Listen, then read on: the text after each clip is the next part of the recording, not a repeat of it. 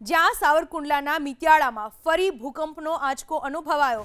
રાત્રે 3:36 2.8ની તીવ્રતાનો ભૂકંપનો આંચકો।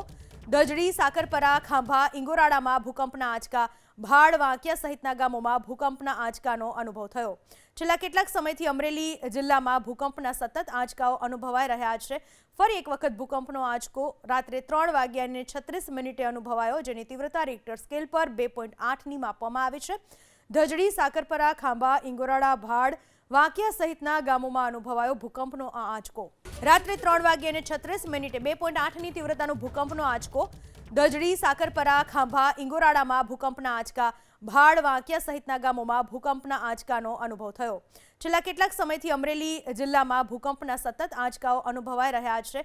ફરી એક વખત ભૂકંપનો આંચકો રાત્રે 3:36 અનુભવાયો, જેની તીવ્રતા રિક્ટર સ્કેલ પર 2.8ની માપવામાં આવી છે। દજડી, સાકરપરા, ખાંભા, ઇંગોરાળા, ભાડ, વાંકિયા સહિતના ગામોમાં અનુભવાયો ભૂકંપનો આ આંચકો।